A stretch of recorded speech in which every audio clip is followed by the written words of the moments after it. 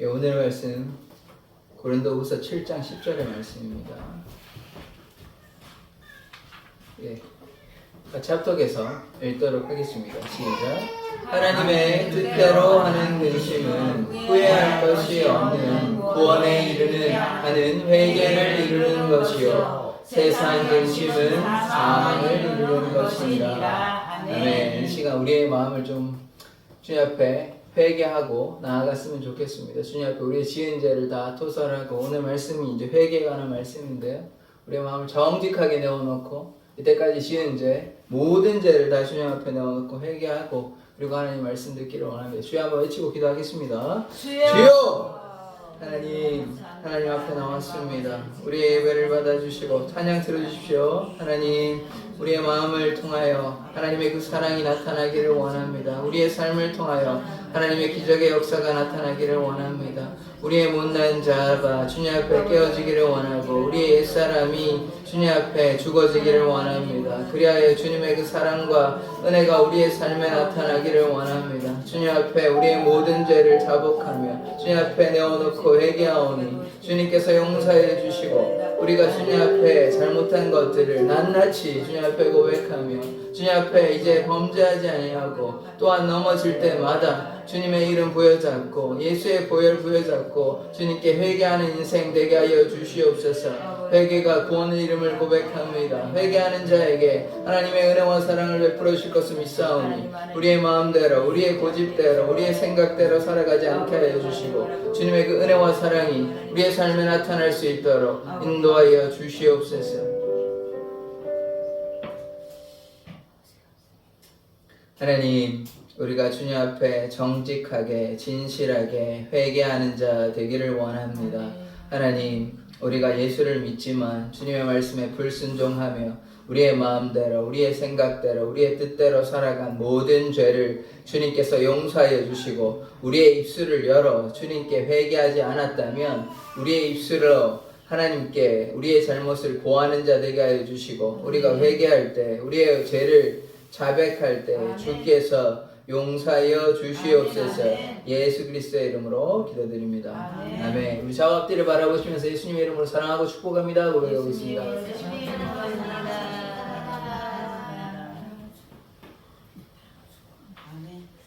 예, 예수님의 이름으로 사랑하고 축복합니다. 예, 이제 갈수록 지금 줄어들고 계시는데, 네, 그 안 나오신 분들 꼭 연락하셔가지고, 그 2주 전이죠. 2주 전에 그 분들은 나오실 수 있는 분들인데 안 나오셨기 때문에 꼭 나오십시오. 장기적으로 안 나오시는 분들은 뭐 사정이 있어서 그렇다 하시더라도 나오실 수 있는 분들이 안 나오면 안 되죠. 그래서 같이 나와서 함께 예배하는 자 되기를 원합니다. 자, 오늘 말씀의 제목 볼게요. 같이 한번 읽어보도록 하겠습니다. 시작. 구원에 이르는 회개. 아멘. 회개를 해야 뭘 얻는다는 것입니까? 회개에 구원 얻습니다. 이 회개가 없으면 우리의 신앙은 거짓된 거예요. 예, 이 회개가, 제가 회개를 좀 중요시하게 이제 말씀을 잘 안 드리니까 회개를 안 해도 된다고 생각하실까봐 그러진 않습니다. 회개를 꼭 해야 돼요. 예수를 믿는다는 것은 내가 지었던 모든 죄를 주님 앞에 내어놓고 회개해야 됩니다. 그리고 회개 한번 하면 끝나는 거 아니에요. 그러면 이 세상에 예수님 믿으면 이제 더 이상 죄를 안 짓는 게 아니잖아요. 우리는 계속해서 죄를 짓습니다. 그럼 뭐 해야 돼요? 회개를 해야 돼요. 회개를 하니까 뭘 얻습니까? 나중에 결국 구원을 얻습니다. 회개가 뭘 의미하는 거냐면 예수 보혈의 권세를 믿고 예수님 믿고 내 죄를 주님 앞에 고백하는 거잖아요. 내 죄를 주님 앞에 내어놓아야 되는 것입니다. 그럴 때 하나님의 역사가 나타나는 것이에요. 회개하지 않으면 반대로 하나님의 역사가 나타나지 않는다 해도 과언이 아닌 것이에요. 그래서 꼭 회개하는 자 되기를 원합니다. 말씀의 묵차, 이제 말씀 순서를 한번 먼저 보기를 원합니다. 첫 번째, 회개하지 않으면 뭐 어떻게 된다 그럽니까? 망한다. 이거 제 말이 아닙니다. 성경에 나오는 말씀이에요. 제가 뭐 여러분들이 망하기를 바라지 않을 거 아니에요. 근데 말씀에 예수님이 말씀하신 겁니다. 이따 보시겠지만, 이따 보면 아실 거예요. 누가복음에 나오는 말씀인데, 이 잘못했는데 회개하지 않으면 어떻게 되냐? 망한다는 거예요. 이게 망하는 게 그냥 우리 조금 고통받고 이러면 뭐 상관이 없죠. 고통받고 이렇게 구원받으면 되잖아요. 그런 그 정도의 수준이 아닌 것입니다. 망한다는 것은 멸망의 길로 간다는 것이에요. 이 경각심을 가져야 됩니다. 참된 회개가 없으면 그냥 교회를 다니고 예수 믿는다 하면서 주님 앞에 회개하지 않으면 어떻게 된다고 얘기합니까? 망하는 거예요. 멸망의 길로 가는 거예요. 이게 참으로 무서운 말씀인데 회개하지 않는 거예요. 그냥 뭐 나는 교회 다니니까 됐지. 뭐 회개야. 회개 꼭 하셔야 됩니다. 꼭 하십시오. 자, 두 번째. 통회하는 마음인데 이 시편의 말씀에 이제 나옵니다. 그래서 우리가 어떻게 통회가 이제 회개하는 것인데요. 아파하면서 회개하는 거예요. 괴로워하면서 회개하는 거예요. 그래서 꼭 회개하는 자 되기를 원합니다. 세 번째. 이 오늘의 이제 핵심되는 말씀인데 회개해야만 구원을 얻습니다. 구원에 이르는 회개라고 말씀에 나와 있어요. 그래서 이 말씀을 보시면서 아, 내가 회개를 꼭 해야 되겠구나. 내가 주님 앞에 나의 모든 죄를 내어 놓아야 하겠구나. 주님을 고백한다는 것은 주님이 우리 죄를 모릅니까? 우리가 숨길 수가 있어요. 우리가 저기 구석에 이렇게 처박아 두면 예수님이 난 너의 죄가 안 보인다고 이렇게 얘기하십니까? 아니에요. 하나님께서 우리의 모든 죄를 다 알고 계십니다. 그런데 하나님께서 그럼 다 알고 계시면 그냥 알아서 하시면 안 되나요? 그게 아니죠. 우리가 그걸 꺼내놓고 주님 앞에 고백해야죠. 주님의 잘못을, 주님 앞에 잘못한 것들을 넣어 놓아야죠. 그게 회개인 것입니다. 주님께서 왜 몰라서 회개하는 게 아니에요. 다 아시지만 우리의 연약함을 주님 앞에 고백하고 우리의 교만함을 고백하고 우리의 죄악을 주님 앞에 고백하는 게 필요한 거예요. 그게 회개입니다. 회개할 때 구원의 역사가 나타나는 거예요. 회개가 뭡니까? 주님, 저는 죄인입니다. 저는 연약한 존재입니다. 저는 아무것도 할 수 없습니다. 주님 도와주십시오. 그게 회개 아닙니까? 그런데 회개하지 아니하고서 하나님의 역사가 나타나기를 바란다면 그건 앞뒤가 안 맞는 거예요. 전혀 앞뒤가 안 맞는 겁니다. 돈은 없는데 집을 어떻게 살 수 있습니까? 은행에서 대출해 줍니까? 집이 1, 200만 원 하는 것도 아니고 집을 살려면 적어도 1억 정도 2, 3억 이렇게 있어야 된다 그러면 대출이 나와야 하는데 돈이 아무것도 없는데 어떻게 삽니까? 방법이 없죠. 그러니까 제가 이 얘기를 왜 합니까? 회개를 해야 구원을 받는다는 것입니다. 회개를 해야. 회개하지 않았는데 어떻게 하나님의 역사가 왜 나의 병을, 왜 나의 문제를 해결해 주시지 않냐? 그럼 이유가 뭐겠습니까? 이유가 뭘까요? 회개하지 않아서 그래요. 회개하지 않아서. 하나님 앞에 나온다는 것은 예배당에 나오는 것을 의미하는 게 아닙니다. 예배당에 나오면 딴 생각하고 오늘 반찬은 오늘 뭐 할까? 오늘 이런 생각하려고 오는 거 아니잖아요. 예배 와서 하는 게 뭡니까? 회개하고 주님 바라보고 주님 따라가고 주님 닮아가려고 하는 것 아닙니까? 그게 회개 아닙니까? 방향을 돌이켜야 되죠. 이제 주님 따라가야 되는 것 아닙니까? 근데 예배당에서 딴 생각하고 내 삶에서 하나님이 주인 되시지 않고 내가 주인 되고 내 마음대로 살아가고 회개하지도 않으면서 왜 하나님의 역사는 내 삶에 나타나지 않는가? 왜 그렇겠습니까? 하나님께 온전히 순종하지 아니하고 회개하지 아니하고 그냥 내가 예배당에 나오고 내 마음대로 살아가는 거예요. 그거는 하나님께서 기뻐하시는 거 아닙니다. 바리새인도요 나름의 신앙생활을 했습니다. 안 한 거 아니에요. 바리새인이 신앙생활을 했다니까요. 회당에 나와가지고 자기 나름대로는 율법도 지키고 했는데 그 마음이 거짓됐다고 예수님께서 말씀하십니다. 우리에게 하시는 말씀이에요. 그게 그 2000년 전에 바리새인들한테 얘기하는 게 아니라 너는 교회만 다니고 있지, 너는 그냥 말씀만 읽고 있지, 너는 그냥 기도만 하고 있지, 근데 진실하게 회개하고 나에게 순종하고 있어 라고 예수님께서 혹은 하나님께서 우리에게 물으신다면 예, 저는 주님께 순종하고 있고 날마다 회개하고 있고 주님 앞에 저의 모든 죄악을 주님 앞에 내놓았습니다. 이렇게 고백하는 사람이라면, 그렇게 자신 있게 얘기할 수 있는 사람이라면 그 사람은 하나님이 기뻐하시는 사람이 맞습니다. 그런데 그렇지 아니하고 나의 죄가 있어도 저 죄는 그냥 던져놓고 내 마음대로 계속 살아간다면 그 삶이 하나님께서 정말 기뻐하시는 삶일까요? 한번 꼭 고민해 보십시오. 우리의 신앙생활이 그냥 수요예배 나왔으니까 주일 예배 했으니까 집에서 말씀 읽고 기도하니까 그 바리새인도 다 했다니까요. 바리새인도 성경에 대해서 잘 알고 있고 하는데 마음의 중심은 하나님께로 나아가지 않는 거예요. 그러니까 예수님이 그 얘기를 하시는 것입니다. 우리의 삶의 중심이 하나님께로 나아가지 아니하고 우리의 죄가 있음에도 불구하고 날마다 나의 입술과 나의 행동이 주님께서 보시기에 선하지 않는데도 불구하고 여전히 그러한 삶을 살아가고 그 삶에 대해서 그 죄악에 대해서 깨닫지도 못하고 그 죄악을 깨달았다면 회개해야 되는데 회개하지도 아니하면 우리의 삶이 하나님께서 기뻐하시고 하나님의 역사가 우리의 삶에 나타나겠습니까? 그래서 우리가 신앙생활을 하고 말씀도 읽고 기도도 하는데 왜 내 삶은 고통스럽고 왜 하나님은 내 삶에 은혜를 베풀어 주시지 않고 하나님의 기적의 역사는 내 삶에 나타나지 않을까? 그 이유가 여기에 있는 것입니다. 여기 내 삶이 막히고 괴롭고 힘든 이유는 무엇이냐? 하나님 앞에 진실한 회개를 하지 않아서 그런 거예요. 그냥 입술로 우리가 누구한테 이제 어떤 사람이 잘못을 했다 그러면 그냥 미안해? 이게 아니잖아요. 진심으로 어떤 사람은 절까지 하기도 하고 굉장히 미안한 마음을 가지고 진실한 마음을 가지고 사과하는 것 아닙니까? 근데 우리가 회개하는데 그냥 잘못했습니다. 이게 아니잖아요. 진실한 마음으로 때로 눈물을 흘리면서 통곡해하면서 괴로워하면서 주님 앞에 진심으로 회개해야 하는 것이지 죄에 대해서 아파하고 괴로워해야 됩니다. 구약에서는 소가 양이 죽어야만 그 죄가 사함을 받는 것이에요. 이게 뭐 가벼운 겁니까? 지금은 예수님께서 돌아가셔가지고 우리가 그렇게 할 필요는 없지만 예수님의 십자가가 가벼운 겁니까? 회개를 너무 가벼이 생각하는 것 같아요. 예수님을 믿는 것을 그냥 너무 가벼이 생각하는 것 같습니다. 그렇지 않아요. 그렇지 않아요. 교회에 다니는 것이 우리의 신앙을 보장해 주지 않습니다. 교회 다니는 것하고 우리가 예수님 믿는 것하고 다른 거예요. 구분 지어야 하는 것입니다.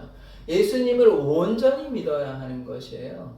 그냥 내 생각대로 내 뜻대로 하나님께 순종하지 아니하고 말씀을 읽으면 말씀이 그냥 이렇다가 아니라 그 말씀에 대해서 깨닫고 순종하는 데까지 이르러야 하는 것이죠. 온전히 순종 못하면 잘못 넘어지면 또 회개하고 주님 그래도 제가 주님 따라가기를 원합니다. 그렇게 애를 써야 되는데 딱 선이 있어요. 딱 선이. 요 선까지는 내가 하는데 요 선을 넘어가면 절대로 하지 않는다.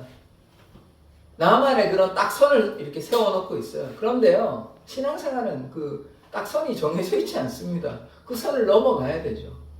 언제까지 여기에 딱 갇혀 있을 겁니까? 하나님께 순종의 삶을 살 때에 하나님의 기적의 역사는 나타나는 것입니다. 나는 못하겠다. 나는 그거 안 된다. 나는 연약하다. 나는 부족하다. 만약에 그런 일이 없었지만 모세가 하나님께서 모세를 불렀잖아요. 떨기나무 가운데 불렀는데 저는 말도 못해가지고 못 가겠습니다 하면 모세는 못 가겠죠. 그런데 모세가 어떻게 됐습니까? 결국은 순종했지 않습니까? 갔잖아요. 갔을 때 어떤 역사가 나타났습니까? 사람들이 애굽으로부터 탈출하는 역사, 60만의 사람들이 나오게 되는 역사가 나타났잖아요. 나는 절대로 이 손 밖으로 나갈 수가 없다. 이제 저는 그냥 미디안 광야에서 목자이지 뭐 제가 이스라엘 백성을 이렇게 데리고 올 수 있냐. 자꾸 그렇게 하고 불순종했다면 하나님의 역사가 나타났겠습니까? 모세를 통해 나타나지는 않았겠죠. 다른 사람은 보냈겠죠. 한계는 없어요. 하나님에게는 한계가 없습니다. 우리에게 한계가 있지 하나님에게는 한계가 없어요. 우리의 믿음의 한계를 자꾸 정해놓고 이거는 절대로 안 된다 그러고 나는 절대 이 선을 넘어가지 않는다 그러니까 하나님의 역사가 나타나지는 않죠. 하나님께서 우리에게 원하시는 거는 불가능을 가능케 하시는 그 믿음인데 하나님을 온전히 믿지 아니하고 나는 여기까지만.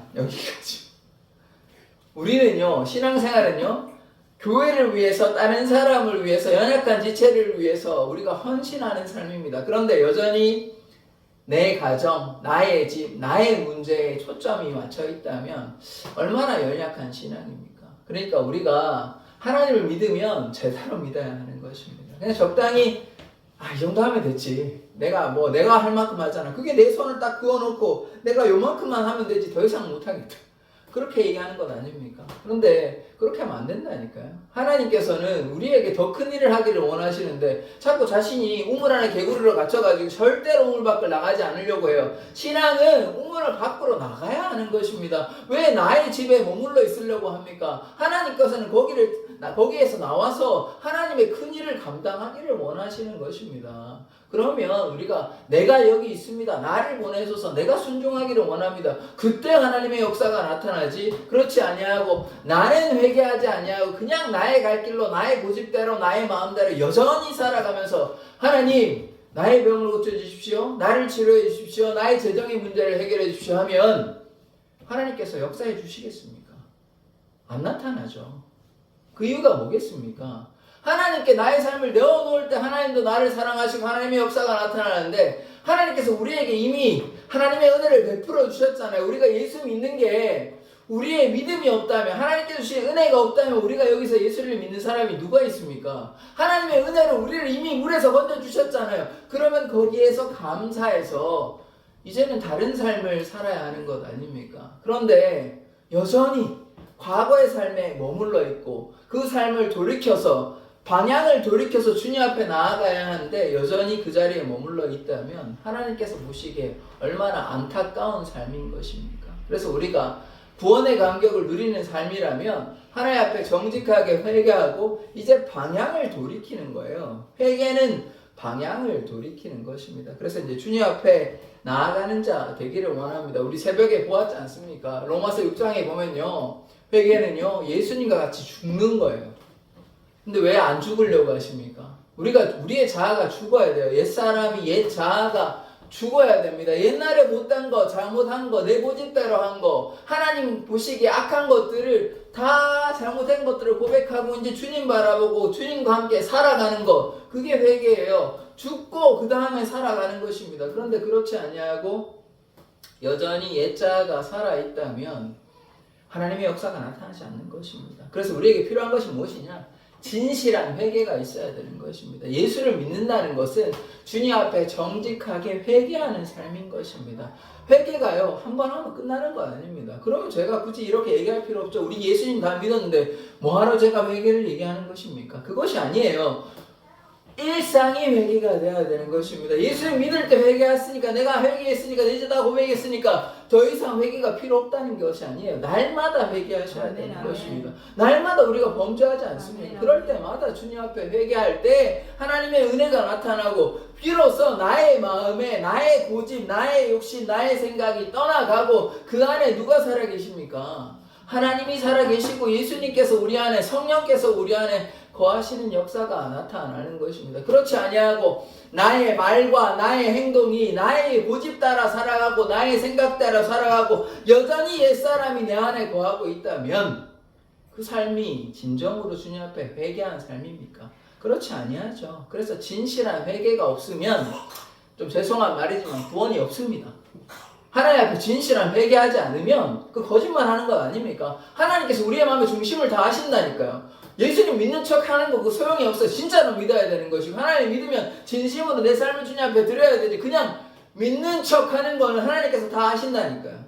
그러니까 진실한 회개라는 것은 하나님을 진짜로 믿고 진심으로 믿고 내 삶을 들여서 믿는 거를 이야기하는 거예요. 그럴 때 회개가 나타나고 그럴 때 구원의 역사가 나타나는 것입니다. 그렇지 아니하고서 그냥 내가 이 정도 했으면 됐지 그냥 옛사람도 좋고 다 막 혼합이 돼가지고 그렇게 살아가면서 나는 당연히 구원받았지 그렇지 않을 수 있습니다. 왜냐하면 말씀이 분명히 얘기하고 있어요. 예수와 함께 죽지 않았는데 어떻게 거기에 진실한 회개가 있습니까? 거기에 어떻게 구원이 있습니까? 그냥 형식적으로 예수 믿으면 안 되는 것입니다. 우리가 진정으로 깨달아야 하는 것이에요. 예수 믿는 것이 그냥 싸구려 복음 믿는 거 아니에요. 예수님을 향해서 그러면 왜 바울이나 예수님의 제자들은 자기 목숨을 내놓고 예수님 따라갔습니까? 그 사람들이 뭐가 그렇게 아쉬워가지고 자기 하는 일 다 내팽겨주고 예수 정하다가 그렇게 다 죽으셨어요. 그렇게 다 순교하셨냐고요. 그것이 진실한 믿음 아닙니까? 그것이 진실한 회개 아닙니까? 자기의 삶은 다 필요가 없다고 생각하는 거 진짜로 그러한 삶이 진실한 믿음 아닙니까? 그런데 여전히 내 삶의 목적, 내 삶에 필요한 것들, 내 삶의 욕심을 다 여전히 들어안은 채 이것을 위해서 하나님 이거 다 응답해 주십시오 이러면 이게 진실한 믿음이 맞습니까? 아니잖아요. 그래서 주님 앞에 우리가 정직하게 진실하게 살아가는 자 되기를 원합니다. 첫 번째, 회개하지 않으면 망하는 이 말씀을 좀 보기를 원하는데요. 누가복음 13장 1절에 3절의 말씀입니다. 같이 한번 읽어보도록 하겠습니다. 시작. 그때 마침 두어 사람이 와서 빌라도가 어떤 갈릴리 사람들의 피를 그들의 제물에 섞은 일로 예수께 아뢰니 대답하여 이르시되 너희는 이 갈릴리 사람들이 이같이 해 받음으로 다른 모든 갈릴리 사람보다 죄가 더 있는 줄 아느냐? 너희에게 이르노니 아니라 너희도 만일 회개하지 아니하면 다 이와 같이 망하리라. 아멘. 제일 마지막에 나와 있죠. 너희도 이와 같이 뭐하면요, 회개하지 않으면 어떻게 됩니까? 이와 같이 망하리라 합니다. 제가 한 말이 아니에요. 말씀에 나와 있습니다. 누가복음 13장 3절의 말씀에 있어요. 예수님께서 말씀하셨습니다. 갈릴리 사람들이 뭐 큰 죄가 없는데 이 사람들이 빌라도가 무슨 생각이 들었는지 모르겠는데 갑자기 사람들을요 죽여버려요. 얼마나 죽였는지 나와 있지 않으니까 알 수가 없습니다. 그런데 죽여있는 그 피를 제물에 같이 던져버려요. 근데 예수님께서 이제 여호와가 그때라고 하는데 12장의 그 말씀에 어떻게 되냐면 영적으로 깨어있어 분별하라 이런 말 예수님께서 말씀하시는 그때 어떤 사람들이 와서 빌라도가 악행해가지고 사람들이 죽었다고 이야기하는 것이에요. 그러면 황당하잖아요. 갑자기 빌라도가 사람들을 죽여가지고 얼마나 죽였는지 모르겠습니다만 그 사람들 죽여 그 피를 제물에 넣는 거예요. 그런데 예수님께서 뭐라고 얘기하시냐면 그들이 죄가 다른 갈릴리 사람보다 더해서 그런 거 아니다. 근데 중요한 것은 너희도 회개 안 하면 너희도 이와 같이 망할 거다 라고 얘기하고 있습니다. 그러니까 저 사람이 저렇게 잘못했으니까 저 사람은 죽지, 뭐 인과응보가 아니에요. 저 사람이 죄가 많으니까 저 사람 죽었지, 그렇게 생각하지 마십시오. 저렇게 망하는 사람들을 보고 비난하고 정죄하는 게 아니라 저 사람들을 보고 나도 회개하지 않으면 저 사람처럼 나도 망한다는 사실을 기억하셔야 돼요. 그래서 여기서 뭐라고 얘기합니까? 회개하라 그러는 거예요. 회개해야 사는 겁니다. 회개하지 않으면 망하는 거예요. 그 사람들과 같이 망하는 겁니다. 그래서 우리가 주님 앞에 진실하게 회개하는 자 되기를 원하면 또 다른 말씀이 그 다음에 나오는데요. 4절 5절의 말씀 같이 한번 읽어보도록 하겠습니다. 시작. 또 실로암에서 망대가 무너져 치여 죽은 18사람이 예루살렘에 거한 다른 모든 사람보다 죄가 더 있는 줄 아느냐? 너희에게 이르노니 아니라 너희도 만일 회개하지 아니하면 다 이와 같이 망하리라. 아멘. 이게 이제 다른 사건이거든요. 이제 빌라도가 이제 갈릴리 사람 죽인 사건이 있습니다. 또 다른 사건이 뭐가 있냐면 실로암 망대가 이렇게 이제 망보는 그 망대가 갑자기 무너져가지고 18명의 사람, 18명의 사람이 갑자기 깔려가지고 죽게 되었습니다. 그러면 또 사람들이 저 사람이 뭐 죄가 많아서 죽나 보지. 그게 아니라는 것이에요.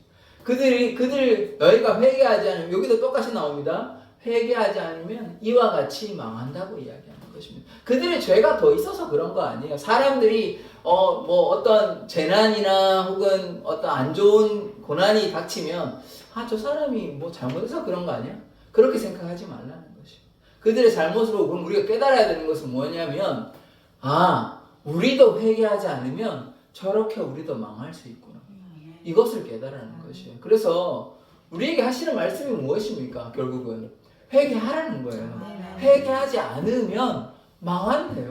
예수님께서 2번이나 강조해서 2가지의 사건을 통해서 우리에게 강조하시는 말씀이 무엇입니까? 꼭 회개하라는 거예요. 우리에게 죄가 있으면 꼭 회개하십시오. 회개해야 안 망합니다.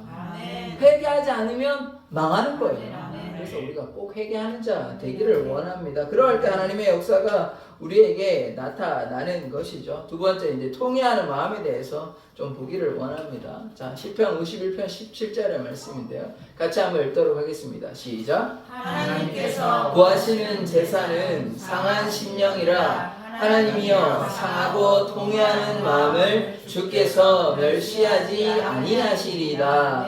아멘. 하나님께서 구하시는 제사가 뭐라고 얘기합니까? 지금 보시면 상한 심령이라고 얘기합니다. 그래서 우리의 심령이 어떻게 되냐면 상해 있다는 거예요. 이게 뭔 말이냐면 마음이 좀 가난하고 괴로운 거. 나중에 보면 이게 팔복이라고 나오는데요. 또 그 설교를 할 날이 언젠가 있을 것 같은데, 산상순 산에서 8가지의 복을 이야기하는데, 심령이 가난한 자는 복이 있나니 천국이 저희 것임이라. 그래서 마음이 가난한, 이 마음이 상한 심령이 이 마음이 가난한 상태를 이야기하는 것이에요. 그래서 마음이 그럼 왜 가난하고 왜 상해 있겠습니까? 이게 그냥 뭐 내 삶이 너무 괴로워서 이런 것으로 괴로워하는 거하고 다른 것입니다. 뭐 때문에 고통스럽고 괴롭냐면, 그 삶의 예를 우리가 어디에서 발견할 수 있냐면 바울의 삶을 통해서 볼 수가 있는 것이에요. 바울이 자기 마음대로 뭐 자기의 종교적 열심, 유대 열심을 따랐을 때는 마음대로 이렇게 살았지만, 그 다음에 예수님 따라갈 때도 마음에 괴로움이 있었거든요. 그게 이제 마음이 상하고 괴로운 상태인 거예요. 그거는 어떤 욕심을 부려가지고 하는 것이 아니라 하나님의 나라를 위해 헌신하고, 예수님을 따라갔을 때도 교회를 보며 안타까워하고 여러 가지 현실들이 녹록치 않거든요. 그것을 보고 마음이 상하고 괴로운 상태를 얘기하는 것이에요. 그래서 하나님께서 기뻐하시는 제사는 우리가 상한 심령을 가지고 통회하는 마음이에요. 아파하고 괴로워하면서 회개하는 마음이 하나님께서 기뻐하시는 것이에요. 그런데 예배 드리면서 그냥 목이 뻣뻣해가지고 교만해가지고 그냥 막 당당하게 들어오는, 물론 뭐 하나님 앞에 날마다 뭐 이렇게 뭐 비굴하게 올 필요는 없지만, 우리가 어떤 마음이 있어야 됩니까? 겸손한 마음이 있어야 하는 것 아닙니까? 하나님 앞에 우리의 죄를 자복하고 겸손하게 나와야 되는데, 교회에서 막 당당하게 이렇게 좀 하는 것도 우리가 좀 조심해야 하는 것입니다. 그러니까 뭐 하나님께서 우리에게 은혜 베푸신 건 감사하지만, 그러나 우리가 하나님 앞에서 사람들 앞에 좀 겸손한 말과 행동을 할 필요가 있어요. 그런데 그렇지 아니하고 내가 지금 뭐 교회에 다닌 지가 얼마고 내가 이 교회를 섬긴 지가 얼마인데 이렇게 하면서 어깨가 이제 막 이만큼 올라가시고 목은 뻣뻣하시고 이러면 안 된다는 것이에요. 자기를 낮추는 자를 하나님이 높이십니다. 지금 보십시오. 통회하는 마음이 필요한 것이에요. 하나님 앞에 아파하고 괴로워하고 하나님의 나라를 위해서 섬기려고 애써야 하는데, 그런데 내가 이 교회를 다닌 지가 얼마인데 막 이렇게 하면 그게 하나님께서 기뻐하시는 것이 아니라는 것입니다.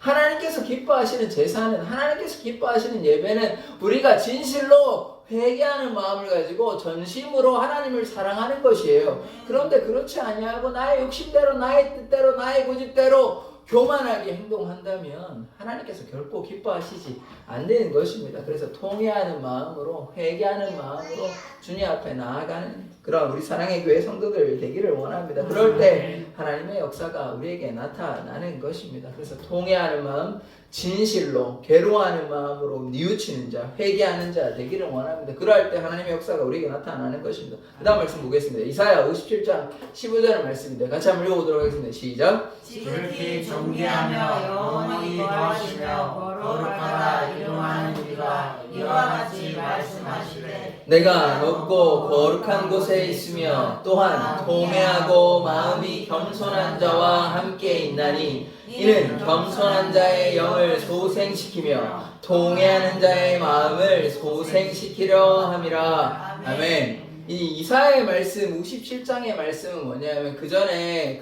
이제 전반부의 내용은 어떠냐면, 이사야가 뭐 저번에도 제가 말씀드린 바가 있는데, 이사야가 이미 이제 망해서 한 얘기가 아니라 망하기 전에 이제 선지자 이사야를 통해서 유다에 대해서 이렇게 예언한 말씀이거든요. 근데 유다가 왜 망했냐? 이미 이제 이사야가 얘기하고 있어요. 망하기 전에. 그럼 왜 망했냐? 우상 숭배하고 있어요. 우상 숭배 때문에 망한 것입니다. 57장에도 이들이 우상 숭배하느라고 마음이 뭐 정신이 없어요. 우상 숭배하느라 바빠요. 그러면 하나님께서 보시기에 얼마나 안타깝습니까? 그래서 하나님께서 그들에게 원하는 것은 우상 숭배에서, 그 죄악에서 돌이켜서 하나님께 나오는 것을 원하는 것인데, 그렇지 않으니까 결국 어떻게 됐습니까? 아까 첫 번째 주제에서 제가 뭐 얘기했습니까? 하나님께 회개하지 않으면 결국 어떻게 됩니까? 망한다 그랬죠. 북이스라엘 이미 망했고요, 그 전에. 그 다음에 그 이후에 유다도 망했어요. 왜? 회개하지 않았으니까. 우상 숭배 계속 하니까 결국은 망했어요. 남은 자가 있긴 하지만 그 나머지는 다 망했어요. 남은 자는 소수고 다수는 다 망해버렸어요. 왜 망했습니까? 회개하지 않았어요.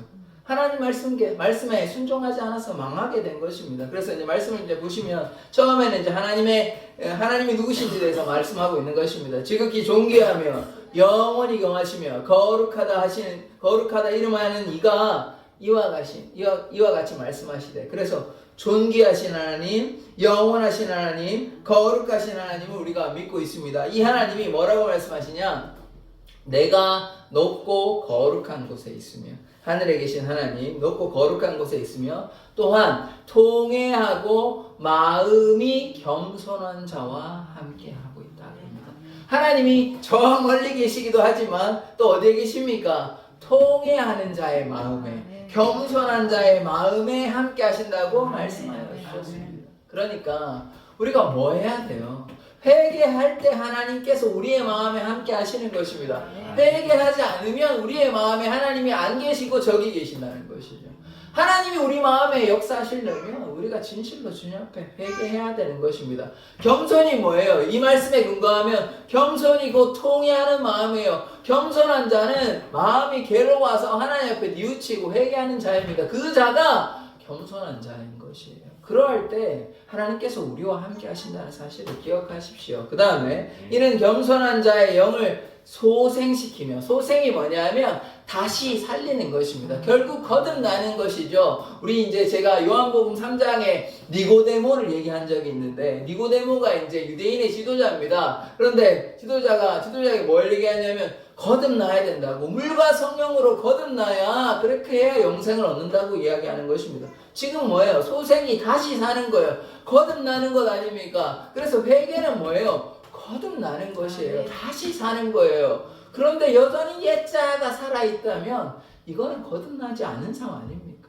그래서 우리가 통회하는 마음으로, 겸손한 마음으로 주님의 얼굴 구하고 다시 살아났으니, 이제 예수 안에 살아났으니 옛자는 죽고 주님 안에 거하는 삶을 살아야 하는 것입니다. 그러할 때 주님이 우리와 함께 하여 주시고 주님께서 우리를 거듭나게 하여 주시는 것입니다. 그것이 구원받은 자의 삶이에요. 그런데 예수 믿는다고 하면서 옛자가 여전히 살아있다면 이 사람이 정말로 거듭난 자가 맞습니까? 아니지 않습니까? 거듭나는 것은 아까도 말씀드렸지만 방향을 완전히 돌이키는 거예요. 근데 옛자가 여전히 살아있다면 고민해 보셔야 하는 것이에요. 그래서 하나님이 우리 안에 거하시는 그 조건이 뭐냐? 우리가 겸손한 마음, 곧 통회하는 마음으로 주님 앞에 회개할 때 하나님께서 우리 마음에 거하시고 우리의 영혼을 소생시켜 주시고 우리가 거듭나서 그러함으로 날마다 주님과 함께 동행하는 삶, 그것이 구원의 길 아닙니까? 그래서 회개해야 결국 뭐 얻을 수 있어요? 구원 얻을 수 있는 것입니다. 겸손한 마음으로, 곧 통회하는 마음으로 주님 앞에 회개할 때 하나님의 역사가 우리에게 나타나는 것입니다. 그래서 우리의 고집대로 살아가지 마십시오. 옛자가, 나의 옛사람이 내가 원래 그래, 내가 뭐 성격이 그래, 그렇게 화가 나면 얘기를 하고 하는 거지. 그게 아닙니다. 말과 행동이 바뀌어야죠. 옛날에 이렇게 잘못했는데 지금도 똑같이 그렇게 잘못해놓고 그렇게 할 수 있지라고 얘기하는 게 아니에요. 그리스도의 삶은 이제 옛사람은 벗어버려야 되죠. 그리스도의 옷을 입어야 되죠. 내가 과거에 그랬는데 뭐 지금 와서 그거 바꾸는 게 바꿔야죠. 예수 안에 새 사람 되는 거 아닙니까? 거듭나는 사람 되는 거 아닙니까? 옛사람은 죽어야죠. 왜 옛날에 내가 그랬다고 그걸 여전히 그렇게 하십니까? 그렇게 해서는 되는 게 아닙니다. 그리스도인은 변화된 삶이에요. 예수 따라가는 삶입니다. 온유하고 겸손하고 돌같이 딱딱한 교만한 마음, 고집스러운 마음 이제 다 떨쳐버리고 주님의 그 마음이 우리 안에 충만한 마음, 그것이 성령 안에 거하는 것이고 그것이 예수께 순종하고 주님 닮아가는 것 아닙니까? 그래서 그것이 진정한 회개임을 깨달아야 하는 것입니다. 자, 그래서 결국 회개가 뭘 가져다주는 것입니까? 회개가, 진실한 회개가 구원에 이르게 하는 것입니다. 자, 세 번째, 마지막에 이제 말씀인데, 구원에 이르는 회개. 시편 34편 18절의 말씀. 같이 한번 읽어보도록 하겠습니다. 시작. 여호와는 마음이 상한 자를 가까이 하시고, 중심으로 통회하는 자를 구원하시는도다. 아멘. 아까도 이미 나왔죠. 마음이 상한 자를 가까이 하십니다. 우리의 심령이 가난할 때 하나님을 향하여 고통스러워하며 괴로워하며 그렇게 나아갈 때 진정으로 통회하는 마음을 가지고 나아갈 때 그럴 때 어떻게 합니까? 하나님의 역사가 나타난다는 것이요. 중심으로. 중심이 뭐냐면 진심이에요. 진심. 정직하게 해야 됩니다. 아까도 제가 말씀드렸잖아요. 우리가 하나님 앞에 숨길 수 있는 게 아무것도 없어요. 그렇지만 우리가 진심으로 중심으로 진실하게 하나님 앞에 내놓는 걸 하나님께서 원하시는 것입니다. 그래서 진실하게 통회하는 자를 어떻게 하십니까? 구원하시는 것이에요. 그래서 다르게 말을 바꾸자면 진실로 회개할 때 아프고 괴로운 마음으로 뉘우칠 때 하나님의 은혜에 기뻐하며 하나님께 회개할 때 무슨 역사가 나타납니까? 구원의 역사가 나타나는 것이요. 회개가 해도 되고 안 해도 되는 게 아닙니다. 진실한 회개가 없으면 구원은 없는 거예요. 회개 꼭 하셔야 됩니다. 지은 죄가 있으면 지난날에 하나님께서 분명히 우리에게 깨닫게 해주신단 말이에요. 하나님 내가 이런 마음의 꺼리낌이 있으면 하나님께 내놓고 기도하십시오. 내가 양심의 꺼리낌이 있습니다. 성령께서 우리의 마음을 성령께서 말할 수 없는 탄식으로 우리를 위해 친히 중보하여 주십니다. 그런 마음 우리에게 주신다면 이게 하나님께서 주시는 마음이구나. 내가 회개해야 되겠구나. 그 죄를 놓고 하나님 앞에 회개하십시오. 그러할 때 하나님께서 용서가 나타나고 그 다음에 어떻게 됩니까? 진실한 회개했으니 이제 구원을 얻게 되는 것이에요.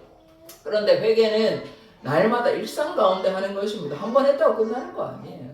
우리가 죄를 지을 때마다 꼭 회개하는 자 되기를 원합니다. 그래야 할 때 하나님의 역사가 우리에게 나타난다는 것이죠. 자, 그래서 이제 그 다음 말씀 한번 보기를 원합니다. 고린도후서 7장 10절의 말씀인데요. 같이 한번 읽어보도록 하겠습니다. 시작. 하나님의 뜻대로 하는 근심은 후회할 것이 없는 구원에 이르게 하는 회개를 이루는 것이요. 세상 근심은 사망을 이루는 것이니라. 아멘. 아까 말씀하고 좀 비슷하죠. 하나님의 뜻대로 하는 근심. 이 근심의 원어를 보면 어떤 말씀이냐면 슬픔 이런 겁니다. 근심이 그냥 걱정하고 염려하는 것이 아니라 슬픔 혹은 고통 이렇게 볼 수 있는 것이에요. 그래서 하나님의 뜻대로 하는 슬픔. 아까 그래서 이게 뭐라고 그 전에 나왔냐면 상한 마음인 거예요.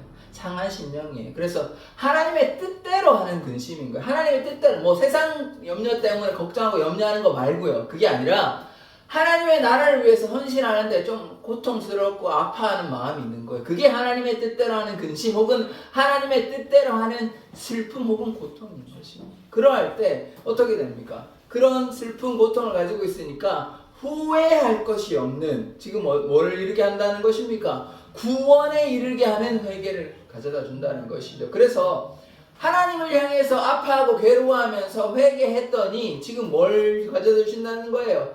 구원에 이르는 회개인 거예요. 그래서 구원을 받게 되는데 근데 구원에 이르려면 뒤에 또 붙여 있는 게 있죠. 회개가 따라온다는 것이에요. 그래서 정리를 하자면 이 말씀을 이제 우리가 알기 쉽게 좀 정리를 하자면 뭐냐면 하나님의 뜻대로 일단 슬픔이 있어야 된다는 것이죠. 하나님에 대한 열심, 하나님에 대한 헌신을 가지고 그 다음에 뭐 하라는 것이에요? 회개할 때 그 다음에 구원을 얻게 된다는 것입니다. 그래서 처음에 슬픔이 있죠. 슬픔 가지고 그 다음에 뭐 합니까? 회개하죠. 회개하니까 구원을 우리에게 주신다는 것이에요. 그래서 중요한 것이 중간에 뭐가 있습니까? 슬퍼하다가 끝나는 게 아니고 하나님의 뜻대로 하는 슬픔은 반드시 뭐가 있어야 돼요? 중간에 회개가 있어야 됩니다. 슬픔으로 그냥 끝나면 안 돼요. 힘들다, 고통스럽다. 그게 끝이 아니고 회개할 때 하나님의 역사가 나타나고 하나님이 함께하여 주시고 결국 하나님께서 우리의 손을 붙잡아 주시고 하나님께서 우리를 구원의 길로 생명의 길로 인도하여 주신다는 것입니다. 그런데 중간에 필요한 것은 회개를 하셔야 돼요. 진실한 회개를 하셔야 돼요. 그냥 내가 이 정도면 됐지 뭘로 자꾸 회개하라고 하느냐 그게 아니라는 것입니다. 오늘 예수님께서 아까 회개하지 않으면 망한다고 이야기하지 않으셨습니까? 하나님께서 기뻐하시는 자에서는 통회하는 마음이라니까요. 그래서 꼭 회개해야 되는 것입니다. 그래서 회개할 때 하나님의 역사가 나타나니까 사실 제가 개인적으로는 막 회개에 대해서 이번 이제 올해까지 1년 반 동안 설교를 드려보셨겠지만 제가 그렇게 회개를 그렇게 강조하지는 않습니다. 그런데 제가 오늘 이 회개를 꼭 말씀드리는 것은 무엇이냐면 그렇다고 해서 회개를 안 해도 된다 이런 뜻이 아닌 것입니다. 진실한 회개는 하셔야죠. 주님 앞에 회개를 해야 되는데 제가 자꾸 그렇게 이야기하지 않은 이유는 뭐냐면 자꾸 죄라는 이 틀로 가둬가지고 우리는 죄인이다 자꾸 저희가 그렇게 하는 거 그게 싫어가지고 저는 얘기를 안 하는 거거든요. 우리가 물론 죄인이었죠. 그런데 예수님의 보혈로 우리가 의인이 되지 않았습니까? 그런데 그렇다고 해서 우리가 회개를 안 해야 된다 이런 뜻은 아닙니다. 죄의 틀에 가둬서 우리를 볼 필요는 없지만 우리가 예수의 보혈로 우리가 씻음을 받았지만 그러나 그게 그냥 값싼 싸구려 복음이 되어가지고 이제 나는 예수님 믿었으면 됐지 무슨 회개야 내가 뭐 내 안에 무슨 죄가 있어 난 예수님 믿었는데 이러지는 않아야 된다는 것입니다. 주님 앞에 진실한 회개는 필요합니다. 우리가 더 이상 죄인은 아니지만 죄는 범하죠. 의인은 되었지만 그러나 죄는 범하죠. 그러니까 뭐 해야 됩니까? 회개를 꼭 해야 되는 것이에요. 회개할 때 하나님의 역사가 나타나는 것입니다. 자, 그래서 오늘 말씀에서 정리를 하면 첫 번째 예수님께서 뭐라고 얘기하셨습니까? 갈릴리 사람들, 빌라도가 죽인 갈릴리 사람들 그리고 실로암 망대가 무너졌을 때 18명의 사람들이 죽었을 때 예수님께서 뭐라고 얘기하셨습니까? 그들이 죄가 많아서 죽은 거 아니다. 너희도 저들과 같이 회개하지 않으면 망한다고 이야기하는 것입니다. 이것이 우리에게 하는 말씀을 꼭 기억하셔야 돼요. 우리가 회개하지 않으면 저 사람들과 같이 지금 제가 안 좋은 얘기를 할 필요는 없지만 이렇게 세상에 살다 보면 교회에 다니는 사람도 안 좋은 일을 겪잖아요. 그러면 그 사람들의 얘기가 우리에게 얘기하는 거예요. 저 사람들과 같이 너희도 망한다고 이야기하는 것이에요. 그래서 그 말씀을 좀 무겁게 느끼십시오.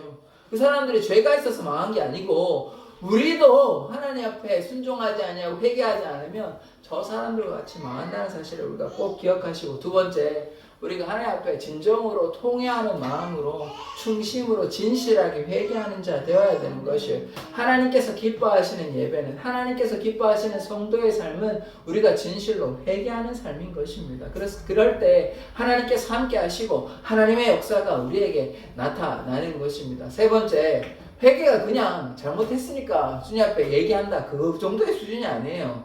회개가 없으면 뭐가 없다고 얘기합니까? 구원이 없어요. 회개를 안 하면 하나님 앞에 정직하지 않으면 진실한 회개가 없으면 뭐가 없습니까? 구원이 없대요. 구원이 제일 중요한 것 아닙니까? 전부 아닙니까?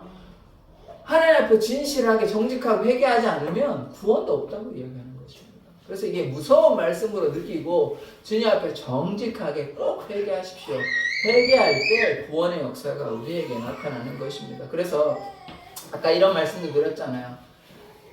처음에 예수와 함께 죽어야 하는 것입니다. 예수와 함께 내 고집 옛자 살아있는 것이 아니라 예수와 함께 죽는 것이 회개인 것이에요. 또한 방향을 돌이켜야 되는 것입니다. 헬라어로 이게 메타노이라라고 하는데 방향을 돌이켜야 되죠. 내 고집대로 내 마음대로 살아가련다. 내가 예수 믿어도 나는 예전대로 살아가련다. 나한테 뭐라고 하지 마라. 그게 아니고요. 예수님 따라가야죠. 예수님 닮아가야죠. 그게 회개예요. 내 방향대로 내 고집대로 살아가면서 이게 무슨 회개라고 얘기하는 것입니까? 아니죠. 그렇지 않습니다. 하나님 앞에 나의 모든 것들을 주님 앞에 토설하고 회개하고 주님 닮아가는 것, 방향을 돌이켜야 되는 것이에요.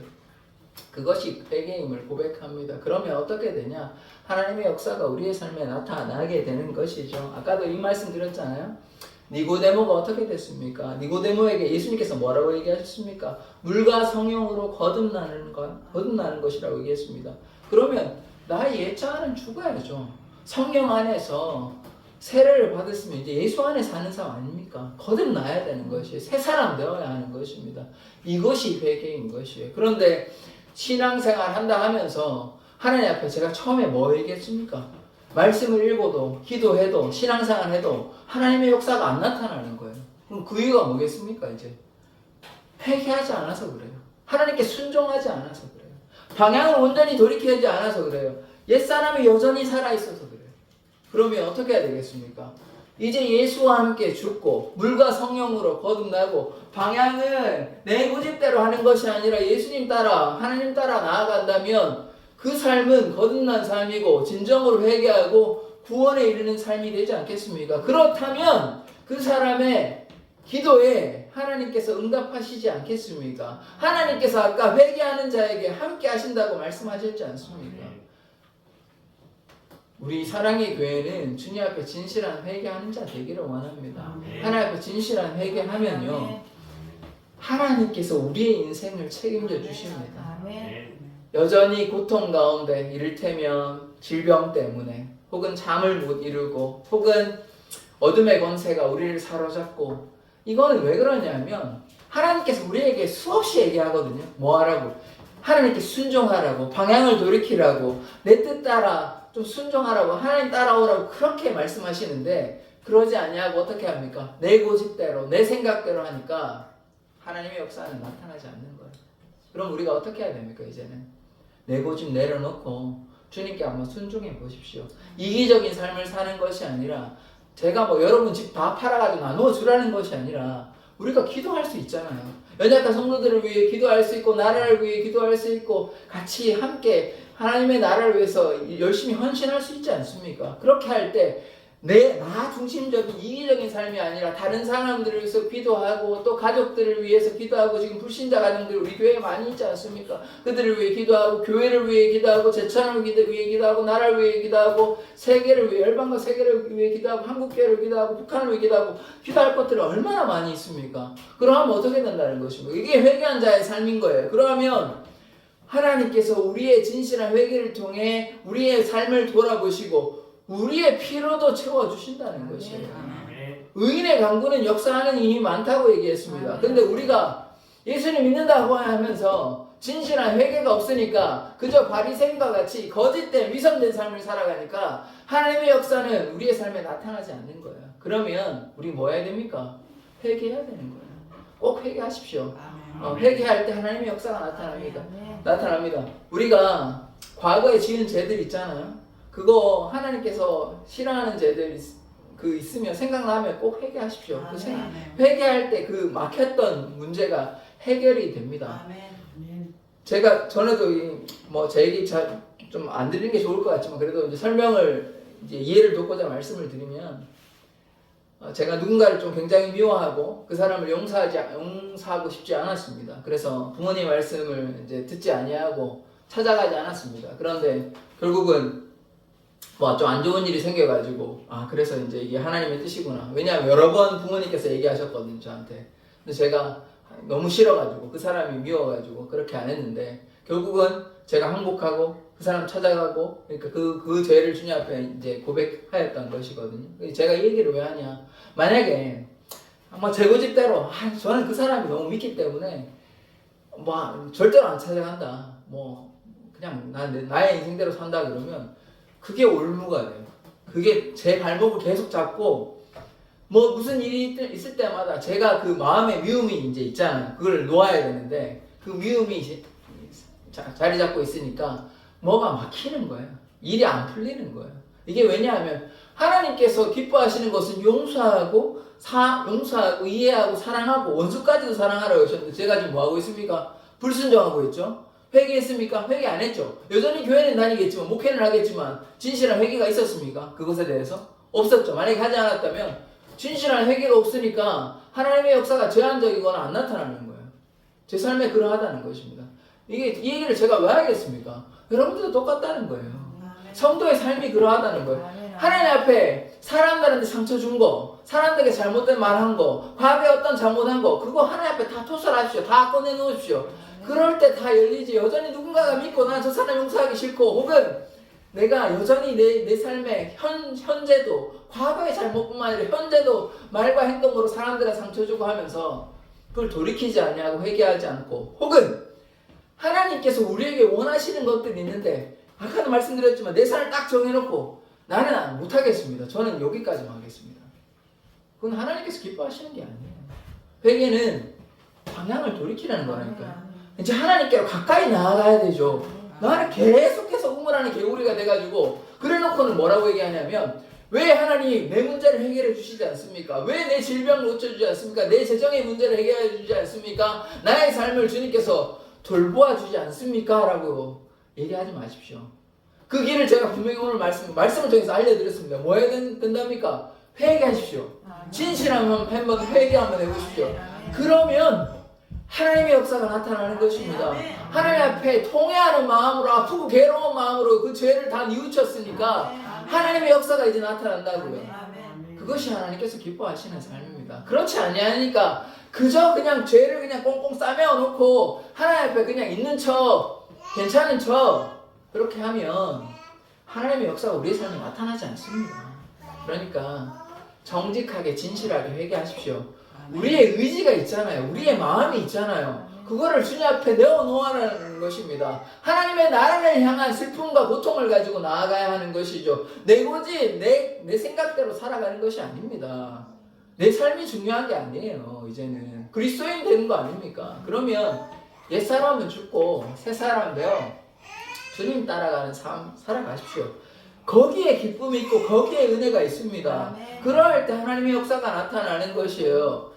그냥 제자들이 그냥 미쳐가지고 그렇게 한 게 아닙니다. 물론 예수님에 미쳤죠. 그런데 그게 그냥 뭐 정신이 이상해져가지고 하는 게 아니라 그게 정말 그 사람들의 은혜가 되고 기쁨이 되고 감사가 되고 그래서 하나님을 향해 온전히 순종의 삶을 살아갔던 것입니다. 그러면 우리는 어떻게 해야 되겠습니까? 우리도 우리의 삶을 다 내어놓을 수는 없지만 그러나 가능하다면 우리의 삶을 통하여 하나님의 영광이 나타나야 되는 것 아닙니까? 그래서 옛사람을 떨쳐버리고 방향을 돌이키고 예수와 함께 죽는다면 예수께서 우리의 먹고 마시고 입을 것 책임져 주시지 않겠습니까? 예수님께서 우리에게 일용할 양식을 채워주시지 않겠습니까?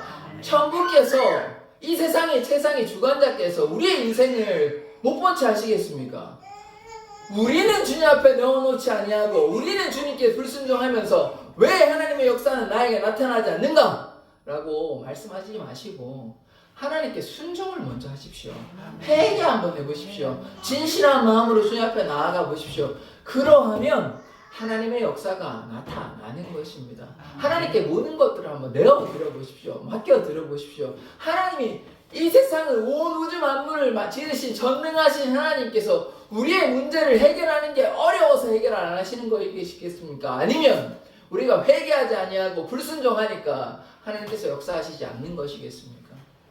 그러니까 답답해하지 마시고 괴로워하지 마시고 하나님 앞에 정직하게 진실하게 이야기하십시오. 그러면 하나님께서 우리의 질병을 아십니다. 우리의 고통을 아십니다. 우리의 아픔을 아십니다. 주님께서 멀리 계시고 네가 아프든지 말든지 나는 신경을 안 쓰는다가 아니라 우리가 하나님 앞에 진실한 회개한다면 하나님께서 우리의 마음을 헤아리시고 우리의 고통을 제하여 주십니다.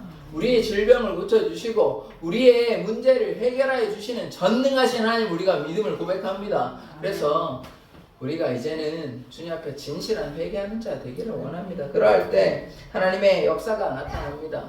회개는요 구원의 문을 여는 열쇠인 것입니다. 회개할 때 하나님의 축복이 나타납니다. 회개할 때 하나님의 은혜가 나타납니다. 회개할 때 하나님의 역사가 나타나는 것입니다. 그래서 꼭 회개하십시오. 여러분 지금 우리 사랑의 교회 성도들 보면 여러 가지 문제로 힘드시잖아요. 그런데 그 문제를 해결하는 길이 뭐라고 제가 오늘 말씀드렸습니까? 회개하십시오. 회개. 하나님 앞에 진실한 마음으로 회개하십시오.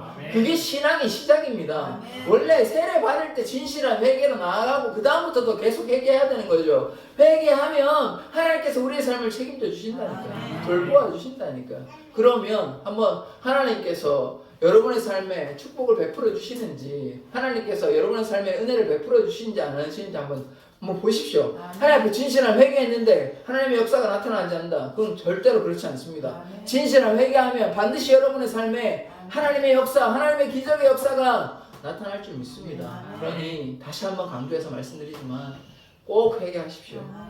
하나님께 방향을 한번 돌이켜 보십시오. 그러면 여러분이 겪는 고통, 아픔 다 아시고 하나님께서 그 고통을 제하여 주십니다. 고통 가운데 여러분을 건져내십니다. 구원하여 주십니다. 지켜주시고 돌보아 주시는 전능하신 하나님 우리와 함께 하시니까 꼭 회개하십시오.